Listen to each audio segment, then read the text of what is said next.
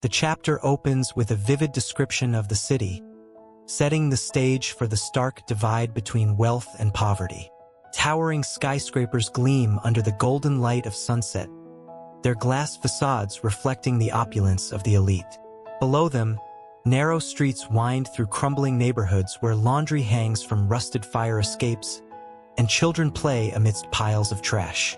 The juxtaposition is deliberate, emphasizing the societal barriers that define Ethan and Clara's worlds. Ethan stands on a rickety scaffolding outside an old apartment building, painting over graffiti as part of his latest odd job. His hands are calloused, his clothes worn but clean. He pauses to wipe sweat from his brow, gazing up at the glittering skyline in the distance. For a moment, he allows himself to dream of designing buildings like those, structures that inspire awe instead of despair. But reality snaps him back when his phone buzzes, a reminder that his mother needs her medication refilled.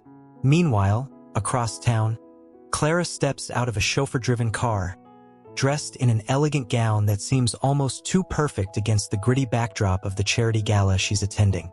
She moves gracefully among the guests, smiling politely while feeling increasingly suffocated by their superficial conversations. Her father, Mr. Langston, dominates the room with his booming voice, announcing ambitious plans to revitalize certain areas of the city, a thinly veiled euphemism for gentrification. This opening establishes the central conflict, two lives separated by privilege, yet destined to collide. At the gala, Ethan arrives not as a guest but as part of the catering staff. He blends into the background, serving hors d'oeuvres and avoiding eye contact. Despite his humble role, there's a quiet dignity about him, a determination that catches Clara's attention. When their paths cross near the balcony overlooking the city, they share a brief but meaningful conversation. Clara, intrigued by Ethan's passion for architecture, asks why someone so talented is working as a waiter. Ethan hesitates before admitting he's saving money for college, though his ultimate dream feels impossibly far away. Their connection is palpable, but it's cut short when Clara's father calls her back to his side, dismissing Ethan with a dismissive glance. Unbeknownst to both of them, this fleeting interaction plants the seeds of something greater, a bond neither can ignore, no matter how different their worlds may seem. Later that evening, Ethan finds himself lingering near the VIP lounge, hoping to catch another glimpse of Clara. Instead, he overhears Mr. Langston discussing his plans with a group of investors. They speak casually about demolishing entire neighborhoods, including Ethan's, to make way for luxury condos. One investor jokes about how those people will be better off relocated anyway, eliciting laughter from the others. Ethan's blood runs cold. He realizes the demolition would displace hundreds of families, including his own. His mother, already frail and dependent on him, wouldn't survive such upheaval. Anger and desperation surge within him, but he knows confronting these men directly would be futile. As he slips away unnoticed, his mind races with questions. How could Clara, who seemed so kind, belong to this world? Is she aware of what her father is planning? On his way home, Ethan notices a folded piece of paper tucked into his jacket pocket. At first, he assumes it's a misplaced order slip from work, but the contents send chills down his spine. Written in jagged red ink, the letter reads, "Stay away from her if you value your safety and your mother's life. You think you know her, but she's hiding secrets. Ask yourself, why hasn't she stopped her father? She has access to documents that could expose everything." Loyalty to family runs deep. The note ends with a crude sketch of a knife dripping blood, accompanied by the words, "We're watching." Ethan's heart pounds as he looks around, half expecting someone to leap out of the shadows. The street is eerily quiet, save for the distant hum of traffic. He crumples the letter in his fist, torn between fear and disbelief. Could Clara really be involved? Or is this some twisted attempt to drive a wedge between them? As Ethan walks faster toward his neighborhood, he hears footsteps behind him. Two men in dark suits emerge from the gloom, their faces obscured by hats pulled low. One of them calls out, "Hey, kid," in a tone that makes Ethan's stomach drop. He breaks into a run, weaving through alleys and dodging obstacles. The men pursue him relentlessly, shouting threats. In a narrow passageway, one of them grabs Ethan's backpack, slicing it open with a blade. Papers flutter to the ground as Ethan wrenches free, leaving the attackers behind. Though shaken, he manages to escape, but not without sustaining a shallow cut on his arm. When he finally reaches his apartment, breathless and trembling, he locks the door and leans against it, clutching the ruined backpack. His mother, hearing the commotion, emerges from her bedroom, concern etched on her face. Ethan brushes off her questions, unwilling to burden her with the truth. But as he sits alone in the dimly lit kitchen, staring at the slashed bag, he knows his life has changed forever. That night, Ethan lies awake, replaying the events in his mind. The letter gnaws at him, planting seeds of doubt about Clara. Was she truly unaware of her father's plans? Or had she chosen to look the other way? The thought unsettles him, not because he distrusts her entirely, but because he wants to believe in her goodness despite the odds. This internal conflict becomes a driving force throughout the story. It shapes his interactions with Clara, fuels his determination to fight back against the demolition project, and sets the stage for the mistrust that will later complicate their relationship. Ethan and Clara meeting in secret at a quiet park on the outskirts of the city. The setting is serene, a stark contrast to the chaos brewing beneath the surface. Trees sway gently in the breeze, their leaves casting dappled shadows on the ground. A small pond reflects the soft glow of the late afternoon sun, creating an almost idyllic atmosphere. Despite the beauty around them, tension lingers between Ethan and Clara. Ethan's mind keeps returning to the mysterious letter and the terrifying encounter he endured after the gala. He watches Clara carefully, searching for signs of duplicity. Is she truly unaware of her father's plans? Or is she hiding something? Clara, meanwhile, senses his unease but misinterprets it as reluctance to trust her because of their differing backgrounds. She tries to reassure him, sharing more about her own struggles, how suffocating it feels to live under her father's control, how she longs for freedom. Their conversation deepens their connection, but Ethan remains guarded. He decides not to mention the letter or the attack, fearing it might push her away, or worse, confirm his suspicions. Instead, he focuses on gathering information subtly, asking questions about her father's business dealings without revealing too much of his own knowledge. This scene establishes the emotional core of their relationship while hinting at the underlying mistrust that will complicate it later. As they prepare to part ways, a man approaches them cautiously. He introduces himself as Victor Kane, a former employee of Clara's father who claims to have been fired after uncovering evidence of corruption within the company. Victor looks disheveled, his clothes rumpled and his face lined with worry, but there's a fierce determination in his eyes. Victor explains that he's been following Ethan and Clara ever since noticing their interactions at the gala. He believes they're key to exposing Mr. Langston's illegal activities, particularly the demolition project. According to Victor, the plan goes beyond displacing families. It's tied to laundering money through fake construction contracts, with kickbacks going to high-ranking government officials. To prove his sincerity, Victor hands over a flash drive containing incriminating documents. However, he warns them that time is running out. Private investigators hired by Mr. Langston are already tracking their movements. "You can't trust anyone," Victor says grimly. "Not even me." Ethan hesitates, unsure whether to believe the stranger, but Clara recognizes Victor's name. He was once a trusted advisor to her father before being abruptly dismissed.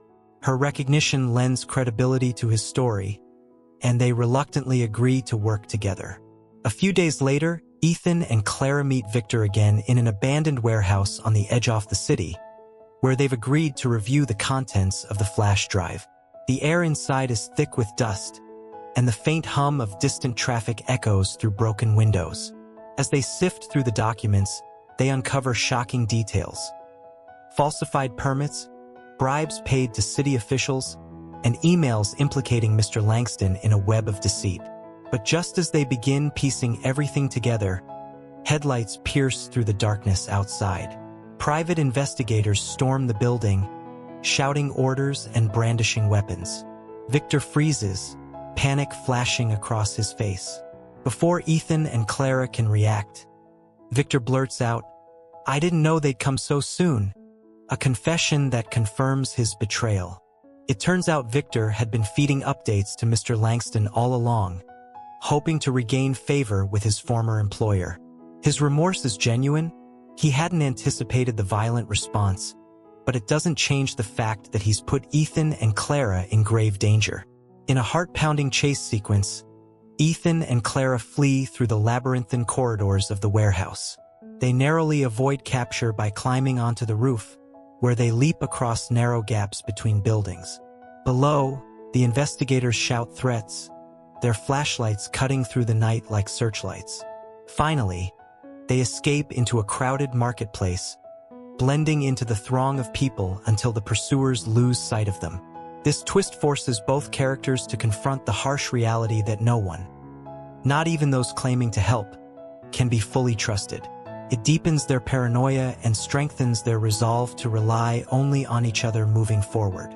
Back at Ethan's apartment, the two sit in silence, adrenaline still coursing through their veins. Clara breaks down, overwhelmed by guilt and fear. She blames herself for dragging Ethan into this mess, insisting he should walk away while he still can. But Ethan refuses, telling her that backing down now would mean letting her father win, and losing any chance they have at a future together. Their bond grows stronger in this moment of vulnerability, but the weight of their situation presses heavily on them. They realize they're fighting not just against Mr. Langston, but against a system designed to protect the powerful. Every move they make is scrutinized, every decision fraught with risk. To cope with the heightened stakes, they devise a plan. Using the evidence from the flash drive, they'll rally the community to protest the demolition project publicly. By bringing attention to the issue, they hope to force Mr. Langston's hand and expose his crimes to the world. But they also acknowledge that doing so will make them targets, putting their lives, and possibly their loved ones, in jeopardy. This section reinforces the central theme of sacrifice and resilience, showing how their love evolves under pressure. It also sets up the next major conflict, as their actions draw the ire of increasingly dangerous adversaries. Before the chapter ends, Ethan receives another anonymous message, this time via text. The sender taunts him, saying, "You think you're clever, but you're playing a game you don't understand. Back off or the girl pays the price." Attached is a photo of Clara leaving her house, taken moments earlier. Ethan shows the message to Clara, who pales at the implication. Someone is watching her every move, and whoever it is knows exactly how to hurt her, and Ethan. The chapter closes with both of them realizing that their fight is far from over, and the dangers they face are escalating rapidly. Ethan and Clara finalizing their plans to expose Mr. Langston's corruption. They've spent days poring over the evidence Victor provided, cross-referencing it with public records and gathering testimonies from affected residents in Ethan's neighborhood. The community center, a modest but hopeful space, has become their makeshift headquarters. Maps of the city are pinned to the walls, marked with red circles highlighting areas targeted for demolition. Notes scribbled on sticky pads outline their strategy. A press conference followed by protests at key locations. Clara sits at a cluttered table, her hands trembling slightly as she reviews the documents one last time. She feels the weight of what they're about to do, not just challenging her father, but risking everything she holds dear. Ethan notices her unease and places a reassuring hand on hers. "We've got this," he says softly. But even as he speaks, his eyes betray his own fears. This opening scene sets the tone for the chapter, emphasizing the gravity of their decision while showcasing their growing bond. It also hints at the cracks beginning to form beneath the surface, as both characters wrestle with doubts and insecurities. As Clara delves deeper into the evidence, she stumbles upon something that sends chills down her spine. Buried within the files is a series of encrypted emails between her father and someone referred to only as the architect. These messages reveal that Mr. Langston isn't acting independently. He's merely a pawn in a much larger operation orchestrated by a shadowy syndicate involved in organized crime. The syndicate uses real estate projects like the planned demolitions as fronts for money laundering, human trafficking, and other illicit activities. One email stands out. Proceed as planned. If anyone interferes, handle them discreetly. We cannot afford loose ends. Clara's stomach churns as she realizes the true extent of the danger they're facing. Her father isn't the mastermind.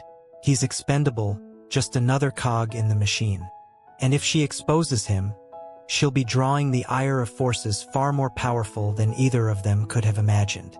She debates whether to tell Ethan, fearing it might shatter his resolve. In the end, she decides to keep it to herself, rationalizing that knowing the truth would only put him in greater danger. This decision plants the seeds of mistrust that will later lead to betrayal. The day of the press conference arrives, and tensions are high. Dozens of reporters gather outside the community center, eager to hear Clara's explosive revelations. Ethan stands beside her, offering silent support as she steps up to the podium. Cameras flash, microphones jut forward, and Clara takes a deep breath before speaking. But as she begins detailing her father's crimes, her phone buzzes incessantly in her pocket. Glancing down, she sees multiple missed calls and texts from an unknown number. One message reads, "Stop now, or your brother dies tonight." Her blood runs cold. Memories flood back of her younger brother, Liam, who has always looked up to her. He's innocent, unaware of the dangers swirling around them. She hesitates mid-sentence, her voice faltering. Ethan notices immediately, leaning in to whisper, "What's wrong?" Panicked, Clara abruptly cuts the press conference short, claiming technical difficulties. She retreats inside, leaving Ethan bewildered and frustrated. Later, when pressed for answers, she lies, saying she froze under pressure and needs more time to prepare. Ethan reluctantly agrees, though suspicion lingers in his eyes. That night, Clara secretly meets with her father, who confronts her angrily. "You think you can stop me?" he sneers. "Do you have any idea what you're dealing with? People far above me will crush you, and everyone you care about. If you don't back down." Clara pleads with him to call off the demolition, promising to stay out of his affairs if he spares her family. Reluctantly, he agrees, but only after extracting a promise that she'll sever ties with Ethan permanently. Heartbroken, Clara complies, believing it's the only way to protect those she loves. Ethan discovers Clara's betrayal when he finds her packing her things at the community center the next morning. She avoids his gaze, her voice hollow as she explains that she can't continue fighting. "It's too dangerous," she says. "I'm sorry." Before Ethan can respond, news breaks that Clara's childhood mentor, a kind-hearted teacher named Ms. Harper who had supported her dreams of independence, has died in a tragic car accident. The timing is suspicious, and Ethan pieces together the truth. The syndicate orchestrated the hit to send a message to Clara. When Ethan confronts her, Clara breaks down, confessing everything: the syndicate, the threats against Liam, and her desperate attempt to shield him and Ethan from harm. "I didn't know what else to do," she sobs. "I thought I was protecting you." This revelation shakes Ethan to his core. He's torn between anger and understanding, knowing that Clara acted out of love but feeling betrayed nonetheless. Their relationship fractures under the strain, leaving both of them isolated and vulnerable. Despite the chaos, Ethan begins to see glimpses of the Clara he fell in love with, the brave, selfless woman willing to sacrifice everything for justice. When she reaches out to him, battered but unbroken, he agrees to meet her one last time. They reunite in the ruins of the community center, which has been vandalized in retaliation for their efforts. Sitting amidst the wreckage, they share a quiet moment of reconciliation. "I'm sorry," Clara whispers. "For everything." Ethan nods, his expression softening. "We're not done yet," he says firmly. "Not until we finish what we started." As they leave the community center, Clara notices a black sedan parked across the street. Inside, a figure watches them intently through tinted windows. It's clear that the syndicate hasn't forgotten them and won't rest until they're silenced. The chapter closes with Clara gripping Ethan's hand tightly, steeling herself for whatever comes next. The battle may have shifted, but the war is far from over. The community center, once a symbol of hope and resistance, now lies in ruins, a casualty of the syndicate's retaliation. Burnt beams jut skyward like skeletal fingers, and charred debris litters the ground. Yet amidst the destruction, signs of renewal are beginning to emerge. Volunteers from the neighborhood have started clearing the rubble, determined to rebuild what was lost. Ethan stands at the edge of the site, his hands shoved into the pockets of his worn jacket. His face is lined with exhaustion, but there's a quiet resolve in his eyes. He watches as Clara directs a group of workers, her voice steady despite the scars, both physical and emotional, that mark her. Her injuries from the fire have healed, though faint burn marks still trace her arms, serving as a constant reminder of the price they've paid. This opening scene sets the tone for the chapter, one of resilience and rebirth. It mirrors Ethan and Clara's personal journeys, showing how they've grown stronger through adversity. The contrast between the devastation and the burgeoning reconstruction reflects their own process of healing and rebuilding trust. Months later, the rebuilt community center stands as a testament to perseverance. Its walls are adorned with murals painted by local artists, depicting themes of unity and justice. Inside, the space buzzes with energy as residents gather for the grand opening ceremony. Children laugh and play in a newly constructed playground, while adults mingle over refreshments, sharing stories of survival and triumph. Ethan delivers a heartfelt speech, thanking everyone who contributed to the project. "This isn't just a building," he says, his voice ringing clear across the room. "It's proof that we can rise above anything thrown at us. Together, we've taken something meant to destroy us and turned it into something beautiful." Clara listens from the sidelines, pride swelling in her chest. She knows how much this moment means to Ethan, not just as an architect, but as someone who has dedicated his life to uplifting others. When their eyes meet, she smiles softly, silently acknowledging the unspoken bond between them.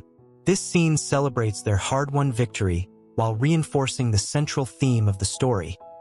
Love and determination can overcome even the greatest obstacles. It also provides a sense of closure, allowing readers to see the tangible impact of Ethan and Clara's efforts. Just as the celebration reaches its peak, an unexpected guest arrives. Clara's mother, Margaret Langston, whom everyone believed had abandoned the family years ago. Dressed in simple, modest clothing, she approaches Clara hesitantly, her eyes filled with regret and fear. "Clara," she whispers, her voice trembling, "I need to tell you the truth." Stunned, Clara leads her mother to a quiet corner of the center. Margaret reveals that she didn't leave willingly. Instead, she was imprisoned by Mr. Langston to prevent her from exposing his ties to the syndicate. Over the years, she managed to communicate covertly with allies on the outside, orchestrating events to aid Ethan and Clara without revealing her identity. She admits that leaking the initial evidence to Victor, and later guiding him to them, was part of her plan to bring down her husband and protect her children.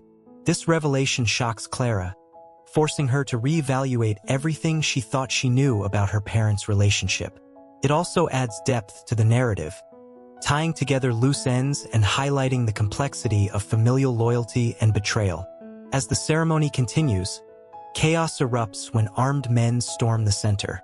The syndicate leader, the enigmatic figure known only as the architect, has arrived to deliver a final message. No one crosses them and survives. Masked assailants seize control of the building, holding the attendees hostage.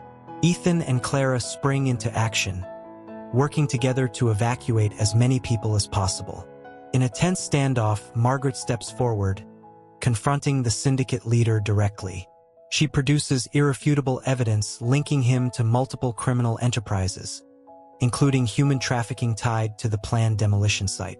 Her bravery inspires others to resist, turning the tide against the attackers. During the chaos, Ethan risks his life to disarm one of the assassins, sustaining injuries in the process. Clara rushes to his side, shielding him from further harm. Together, they manage to thwart the attack, ensuring everyone escapes safely. This climactic sequence heightens the stakes dramatically, showcasing Ethan and Clara's courage and resourcefulness. It also resolves the overarching conflict by dismantling the syndicate's power structure, bringing justice to those responsible for the suffering endured throughout the story.